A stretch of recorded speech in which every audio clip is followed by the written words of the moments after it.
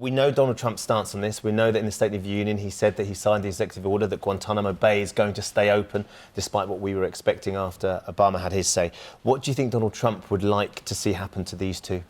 Well, what he said on the campaign, quite famously, was that we were lied into the war in Iraq.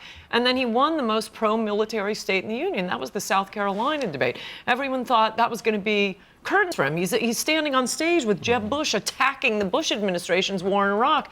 He won even South Carolina overwhelmingly. So why are we sending troops to Syria? Why are we still in Afghanistan?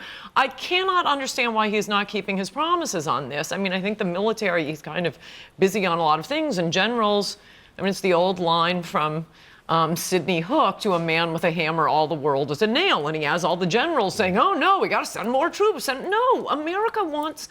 The whole point of his campaign was a little more me time. Don't get me wrong, I'm all in favor of catching jihadis. Yeah, and he's very tough on that idea too. So what would you do with him? What do you think his mindset will be? Oh, I love keeping Guantanamo open. Guantanamo. Would that be a better solution, though, than to seeing them put on trial, to seeing a due process? Why would that be better? Well, because our trials, and I think since we got most of our procedures from your trials, all kinds of protections for the defendant. That's not what you want for combatants. I don't know the details of these guys. You say they have British accents and they're called the Beatles. That's everything I know about them right now.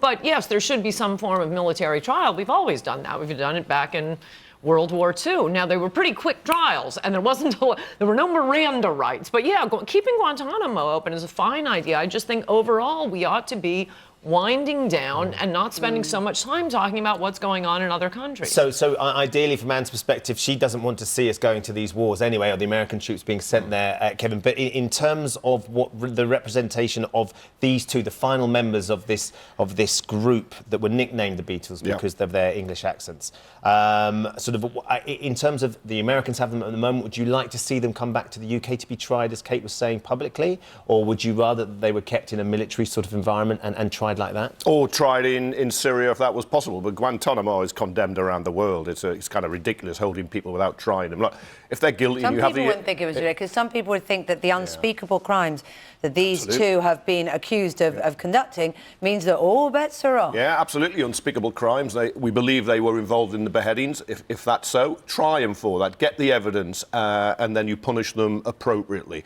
I don't believe in the death penalty, but they would be locked away probably for the rest of their lives. But not Guantanamo Bay. It's condemned around the world. It's a stain on America. It doesn't do America any good in the Middle East, where people talk about double standards. How can you go around the world preaching democracy and tolerance and treating people with respect, and then not doing it yourself? That is a point, isn't it, Anne? That what I'm assuming the Trump administration, like other governments, wouldn't want is for these two to be turned into kind of martyrs and figureheads, and people that could lead to more recruiting.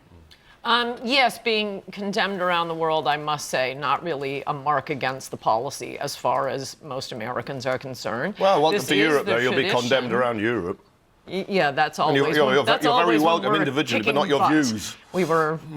When we were strongest was when Reagan was president, and oh my gosh, this entire continent was protesting us all the time. I've been dying to be hated in Europe again. But...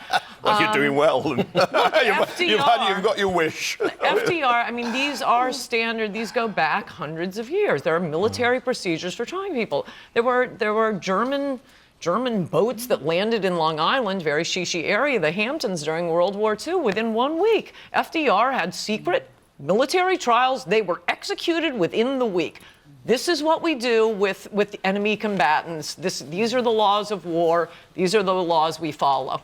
One of the things that we've been hearing is that Donald Trump is seemingly quite keen to have a big military parade. Imminently, he's trying to plan on whether he could have a big show of military support. I know that he has a lot of support from the military in itself. It's something that we tend to identify with some of the more dictatorships and more fascist regimes around the world, particularly North Korea. We understand, Kim Jong-un had one just on the eve of the Winter Olympics. It's not gone down brilliantly with everybody. I know that the guy that killed Osama bin Laden has tweeted saying that this is absolutely the last thing that we need to do. It's not for America to be doing that sort of thing. Is it a sound political move, do you think, by Donald Trump to do something like this? Does he need to do it? Well, first, I think we should have the parade to celebrate, bringing the troops home from these pointless wars. That would be a great time for a parade. And point two, this Donald Trump, I don't care what you think of him, he is so good at trolling liberals. And to come out for this and then have the entire Democratic Party going on TV denouncing a military parade, I don't care if it's a good idea or a bad idea, the opposing party looks so bad attacking this. Why do they look bad attacking it?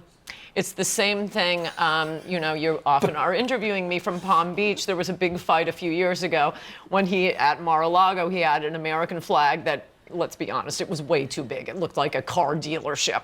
He gets in a big fight with the town of Palm Beach over it. He sues them. That's why the way he was given the property for his golf course as the settlement in that.